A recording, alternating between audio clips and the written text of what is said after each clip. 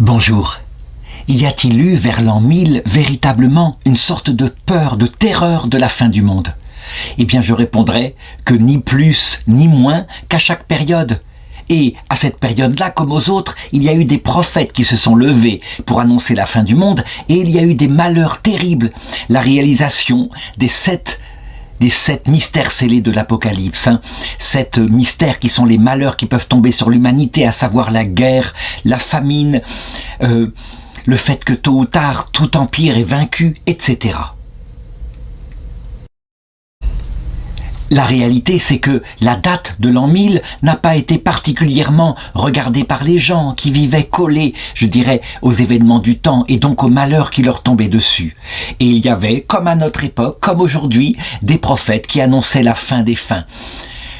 Je voudrais raconter justement l'histoire d'un saint évêque de cette époque, un saint évêque qui a vécu tout cela dans sa chair et qui est mort martyr, un archevêque, l'archevêque de Canterbury, et vraiment, c'est le métropolitain, le patriarche d'Angleterre. Il s'appelle saint Elphège et il est né en 954. Sa vie va être très intéressante à raconter parce que 954, pour ceux qui connaissent l'histoire de l'Église, c'est l'une des dates les pires, là où la corruption s'est étendue partout jusqu'au sommet, au sommet de la papauté. C'est une époque où on se dit même que, à cause de la simonie, donc la vente des sacrements, et à cause d'autres choses de ce genre, comme le nicolaïsme, c'est-à-dire l'entretien de relations sexuelles par les clercs, alors qu'ils sont dans le ministère, l'Église a peu de chances de survivre, de passer le premier millénaire. Et pourtant, il va faire partie de ces âmes droites, de ces quelques âmes droites qui, comme le levain dans la pâte, peu à peu vont susciter un sursaut de l'Église et la grande réforme qui aura lieu un peu plus de 100 ans après sa naissance, la réforme grégorienne. Qui est donc ce petit garçon qui s'appelle Elphège? Eh bien, c'est quelqu'un qui vient d'une noble famille. Et ça, c'est important à noter. À cette époque, le népotisme joue beaucoup. Ça veut dire que quand on est dans une noble famille, en général, on a beaucoup plus de chances de faire une carrière, soit au niveau de la noblesse, soit au niveau de l'Église. Mais lui, quant à lui, manifestement, la grâce tombe sur lui dans sa jeunesse puisque, voulant se consacrer à Dieu, il n'entre pas dans le clergé qui pourrait lui apporter une noble carrière, mais il entre dans la solitude d'un monastère. Dieu sait si sa vocation ne fut pas facile à réaliser, puisque sa mère le suppliait de ne pas rentrer dans ce monastère où il s'enterrerait pour sa vie entière, et pourtant rien ne put l'en empêcher. Il rentra donc au monastère de Darehurst, et il travailla à partir de ce moment-là, sous la direction d'un moine sage, d'un moine plus âgé, à sa propre sanctification, telle que ça se faisait à l'époque, avec les 2 pieds qui font marcher un moine chrétien vers la sainteté, l'ascèse pour tenir son corps et éviter de tomber dans des péchés de la chair, et puis, d'autre part, la mystique pour nourrir l'esprit, pour que l'esprit s'envole vers Dieu et le trouve, l'acquisition du Saint-Esprit. Il se donne aussi à cette époque-là à des études très sérieuses, des études qu'il fait en particulier en regardant les commentaires de l'Écriture par les pères de l'Église. Toutes les descriptions de l'époque montrent qu'il ne se trompa pas, et en particulier pour l'acquisition de cette vertu supérieure, qui est un peu la couronne de toutes les vertus, à savoir l'humilité, qui est la plus difficile à acquérir aussi, puisque même dans l'ascèse, on peut, par rapport à ses propres confrères dans un monastère de vie commune, eh bien, se faire regarder comme le plus fervent, et donc être admiré. La convoitise des yeux, c'est quelque chose de terrible pour les êtres humains et en particulier pour les hommes. Lui, au contraire, manifestement, renonçait à sa volonté propre et appliquait cette vertu particulière et faite de l'humilité qui s'appelle l'obéissance. Et c'est très dur à quelqu'un d'orgueilleux d'obéir, c'est très facile au contraire pour quelqu'un qui ne cherche rien d'autre que la venue du Seigneur dans son cœur.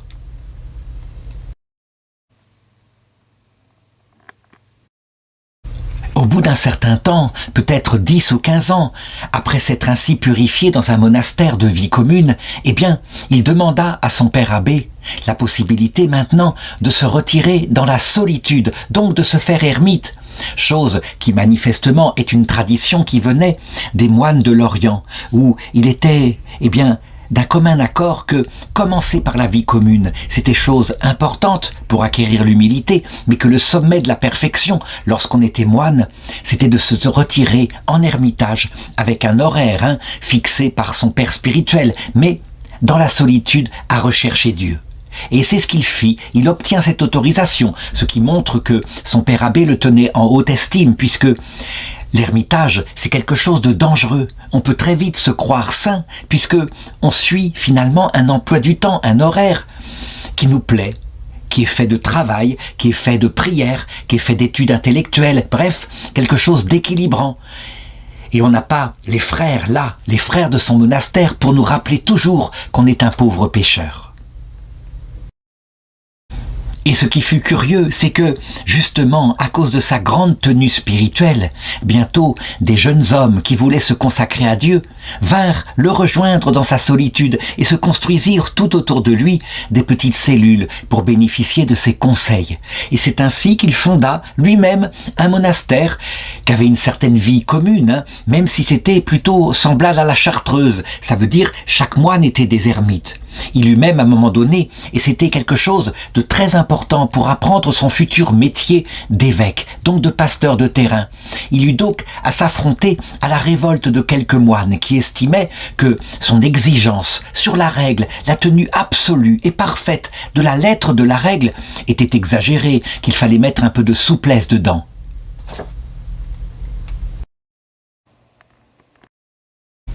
On raconte qu'à cette occasion-là, il se produisit quelque chose qui bouleversa sa petite communauté qu'il venait de créer. Le moine qui s'était révolté fut retrouvé mort dans sa cellule, emporté par le ciel dans l'autre monde. Et saint Alpège, un peu plus tard, raconta que lorsqu'il était en prière dans l'église, il entendit des cris et courut à l'endroit d'où il partait. Il y trouva le moine rebelle, cruellement battu par des diables, du moins son âme, qui manifestement était soit dans l'enfer éternel, soit dans un lieu du purgatoire. Cette histoire où le surnaturel intervient, qui, je l'ai dit, dans cette Angleterre, le lieu où il y a les fantômes est tout à fait crédible pour les moines de l'époque, ramena les autres frères dans l'obéissance à leur père abbé. Et c'est ainsi qu'il put diriger son monastère jusqu'au moment où le siège de la ville de Winchester,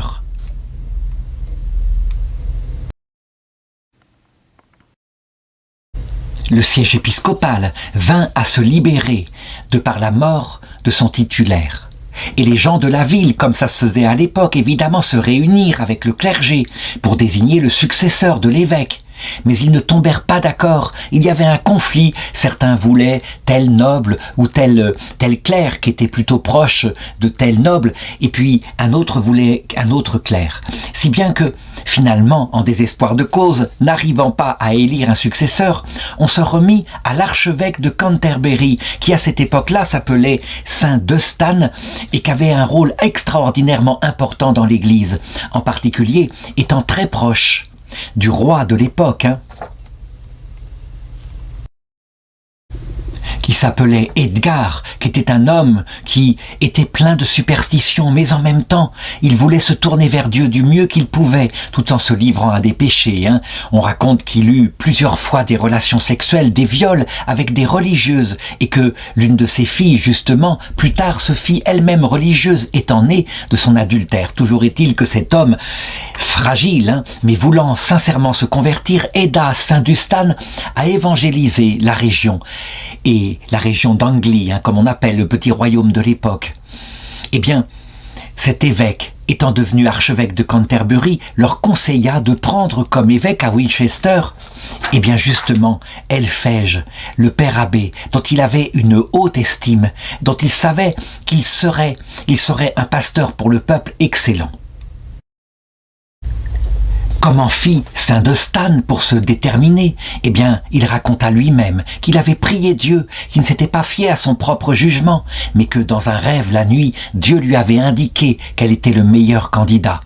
Et donc, les gens de la ville de Winchester allèrent auprès de sa solitude et le tirèrent de sa solitude. Et lui, à cause de son humilité, mais peut-être aussi à cause de sa vocation, il était fait pour être solitaire. Eh bien, il commença par refuser. Mais manifestement, on lui signala qu'il devait maintenant, au nom de l'obéissance justement et de l'humilité, faire la volonté de Dieu, puisqu'elle avait été clairement manifestée. Et donc il accepta, il fut sacré évêque, et les gens de la ville le virent arriver. Il ne voulait absolument pas quitter son mode de vie, il restait moine, il arriva dans des vêtements très pauvres, loin de lui la dignité de la pourpre, qui souvent revêtait les princes de l'Église à cette époque-là. Il faut remarquer que son comportement fut véritablement quelque chose de nouveau, puisque depuis la conquête par les peuples germaniques et la chute de l'Empire romain, être évêque, c'était une notabilité. On était souvent en même temps quelqu'un qui gérait la ville d'un point de vue politique. On était un prince de ce monde quelque part, et beaucoup se laissaient prendre par le goût du pouvoir. Lui, au contraire, il ne voulait orienter son épiscopat que sur la prédication. Il prêchait dans sa cathédrale et puis il s'occupait de la pauvreté de son peuple. Il noua aussi à cette époque-là une grande amitié avec Saint Eustane, dont on sait qu'à la mort du roi Edgar, eh bien, son successeur, le prince Édouard, fut lui-même assassiné, tout simplement parce que les nobles s'étaient révoltés contre la générosité que le roi Edgar avait eue envers les monastères et ils voulaient récupérer maintenant leurs terres. On le voit, les mœurs de cette époque étaient vraiment sauvages. Saint Eustane de Canterbury, quant à lui, eh bien, il le proclamait à qui voulait l'entendre. Il voulait comme successeur Elphège. Il n'en voulait pas d'autre. Ce serait l'évêque de Winchester qui prendrait le siège de Canterbury à sa mort. Et donc, ceci plongeait évidemment Elphège, qui était ainsi tellement honoré, dans une grande confusion. Et pourtant, c'est ce qui se passa. Quand Eustane mourut, eh bien, les habitants de Londres le désignèrent comme étant maintenant leur évêque. Quant au pape à Rome, qui s'appelait Jean VIII, nous étions vers l'an 1006, nous étions là au cœur même de la plus grande confusion en ce qui concerne la papauté. La famille Tusculum à Rome s'était emparée de la papauté et Jean VIII en était un de ses membres. Eh bien, il voulut que l'archevêque, le nouvel archevêque qu'il confirmait, vienne à Rome en personne pour recevoir le pallium, c'est-à-dire cette bande de tissu, cette bande de coton sur lequel sont marquées 5 croix, les 5 plaies du Christ, ce qui indique quelque part que on doit être prêt à suivre le Christ partout où il ira. En ce qui concernait Jean VIII, il voulait plutôt fortifier son épiscopat, son pontificat, en s'alliant à des évêques de qualité qui avaient beaucoup d'autorité, et c'était le cas d'Elphège.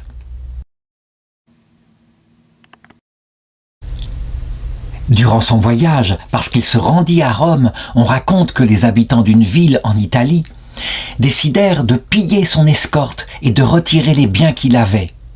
Ce fut évidemment quelque chose de parfaitement déloyal et je dirais que le saint évêque Elphège fut quelque part vengé puisque, alors qu'il n'avait pas encore quitté cette ville qu'il avait si maltraitée, voici qu'un incendie se déclara et il menaçait de brûler toute la ville, de se répandre de maison en maison.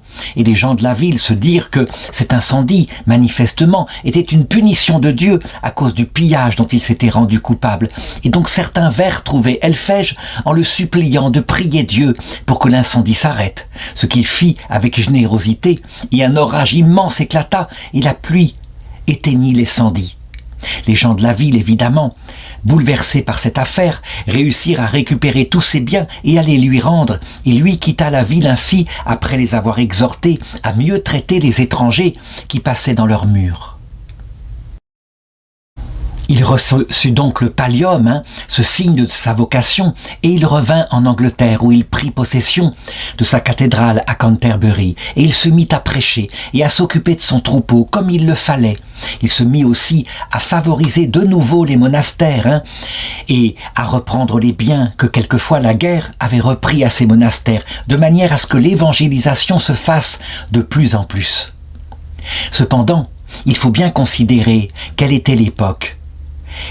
L'Angleterre n'était pas encore le Royaume-Uni. Il y avait plusieurs royaumes dispersés, des petits royaumes avec chacun à sa tête un roi. Et puis, il y avait des nations étrangères qui sans cesse essayaient de s'emparer de cette île. En particulier, nous étions en pleine période des Danois, autrement dit des Vikings, qui faisaient des raids avec leurs bateaux, là où il y avait peu de population, qui en général attaquaient les monastères qui étaient au bord de la mer et les pillaient. C'était assez facile, hein. Les moines ne se défendaient que peu, et il y avait beaucoup de richesses. Eux se moquaient comme d'une guigne de la religion chrétienne, ils étaient des païens, mais ils s'emparaient des trésors, en particulier autour des reliques, tous les beaux reliquaires, ils récupéraient l'or, l'argent, ils s'en faisaient des bijoux, ou alors ils le fondaient.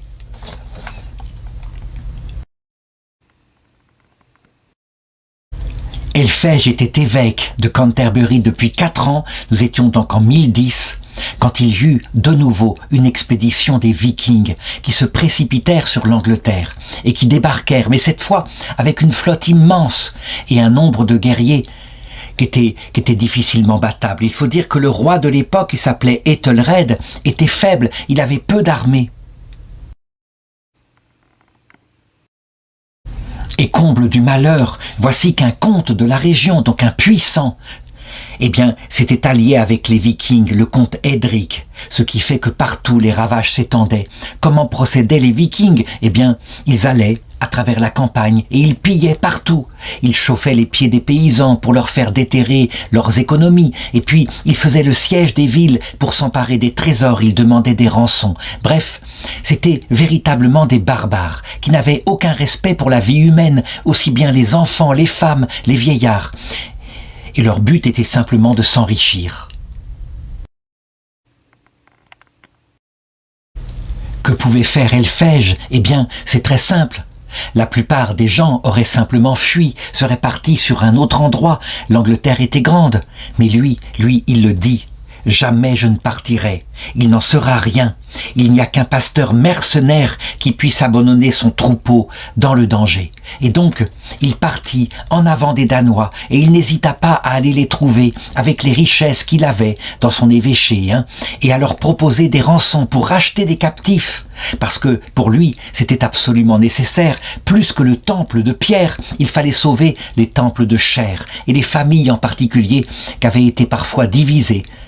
Les pillards vikings, emportant les gens comme esclaves, les revendant dans d'autres pays, bref, n'hésitant pas à s'emparer de tout ce qui pouvait se vendre. C'était un homme de Dieu, la justice rayonnait de son visage, et il se mit à leur enseigner, pour ceux qui voulaient bien l'écouter, l'Évangile. Et on raconte que c'était l'époque où déjà l'Évangile commençait à couler un peu dans le cœur des Danois.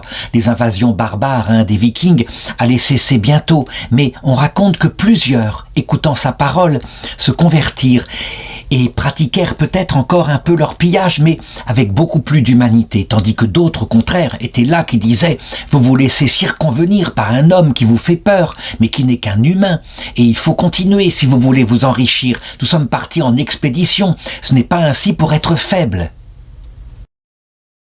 Ces Vikings païens, là, sentaient bien que l'époque des pillages allait bientôt cesser, que l'Évangile dans le cœur des hommes allait bientôt transformer leur pays. Et ils ne se trompaient pas. C'est ce qui arriva par la suite, grâce à de saints évêques comme Elphège.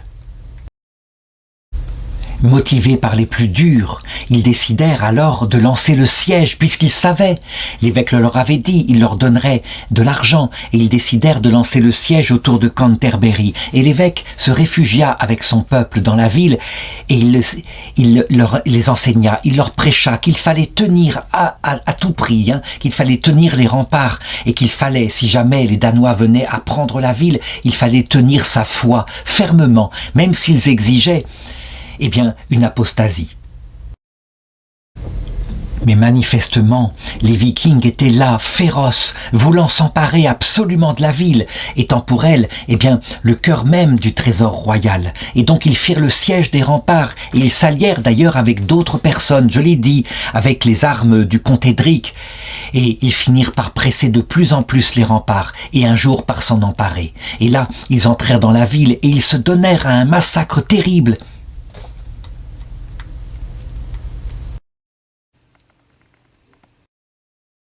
Helvège, quant à lui, eh bien, il était sorti dans la rue et il était là, il essayait comme il le pouvait de sauver des pauvres victimes et il disait « Épargnez les innocents, y a-t-il de la gloire à répandre leur sang ?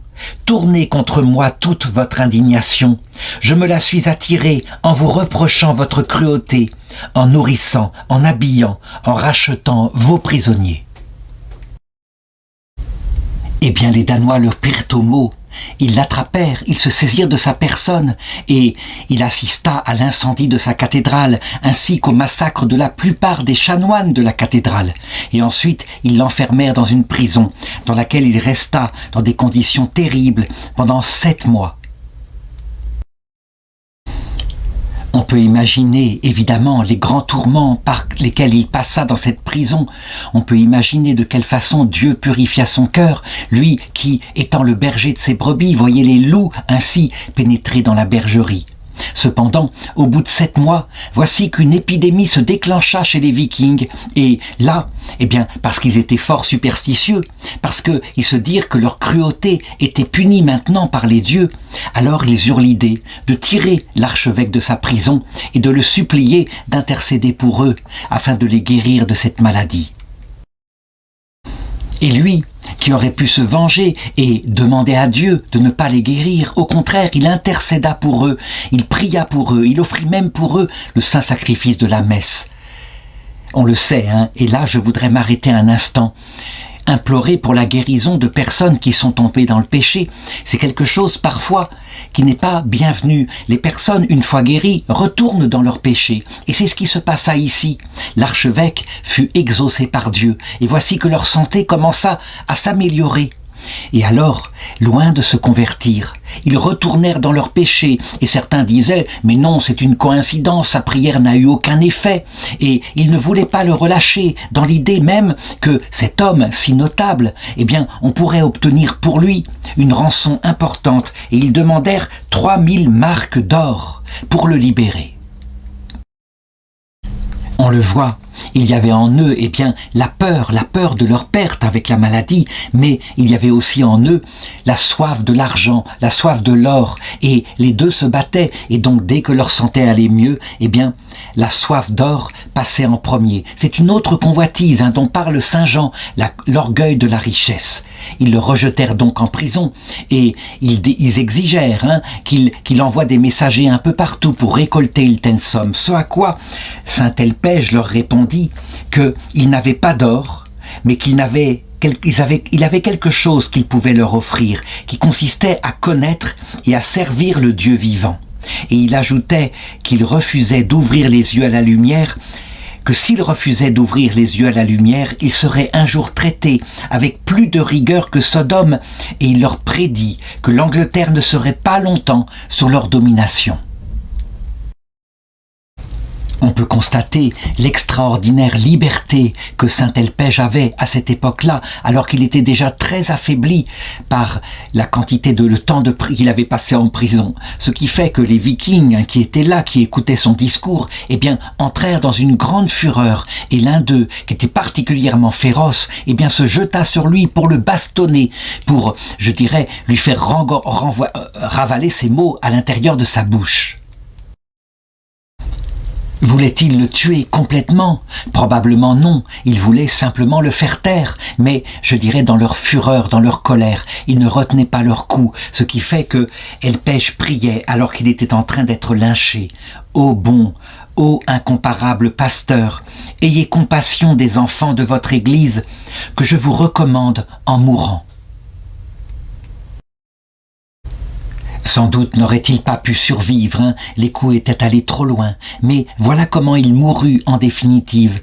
Un viking qui était là et qui l'avait baptisé quelque temps auparavant, qui s'était converti à la foi, voyant dans quel état il était et pensant qu'il allait souffrir avant de mourir dans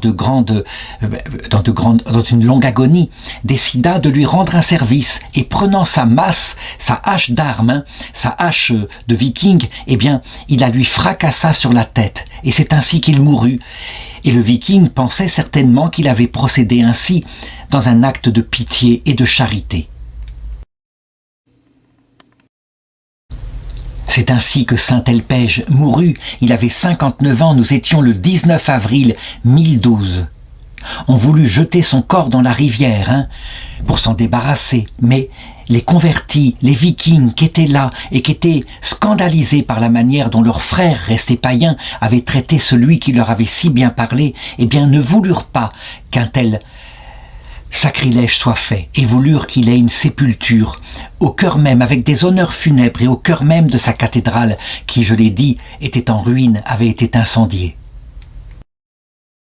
Finalement, on se décida donc pour l'enterrer dans la cathédrale de Saint-Paul à Londres, et 11 ans après, son corps, qui était parfaitement intact, fut porté à Canterbury, qui avait été reconstruite, et on le mit auprès du grand autel de la cathédrale, où il est resté jusqu'à la dispersion des reliques des saints, à l'époque du roi Henri VIII, celui qui sortit de la communion catholique et convertit l'Angleterre au protestantisme.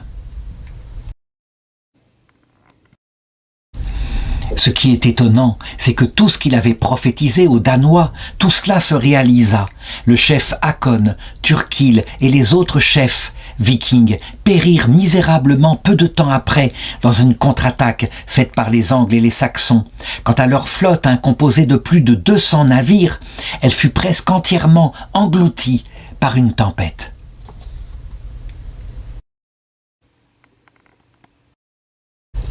Saint Elpège fut évidemment canonisé, pas selon les formes modernes, mais véritablement par la ferveur du peuple. Et on peut le dire, il fut martyr certainement en haine de la foi qu'il prêcha jusqu'au bout aux Danois, mais il fut aussi martyr de sa charité, parce que jamais il n'abandonna son troupeau. On peut donc dire qu'il fait partie d'un de ces saints évêques, le levain dans la pâte, qui provoquèrent la pénétration de plus en plus profonde de l'Évangile en Europe, mais aussi dans les peuples danois. On considère habituellement que c'est 50 ans plus tard à peu près que les invasions vikings cessèrent. En 1066 d'abord, par la mort d'Harald le Sévère, le roi de Norvège, qui avait tenté une autre fois d'envahir l'Angleterre, mais qui fut tué à la bataille de Stamford Bridge. Et puis, la même année, voici que les Anglo-Saxons furent vaincus par les Normands, qui, eux, s'étaient installés à demeure sur le continent, en France. Et c'était la bataille d'Hastings, En tout cas, on le voyait. Là, à partir de ce moment-là, les Vikings étaient entrés dans la grande geste européenne et dans l'unité catholique.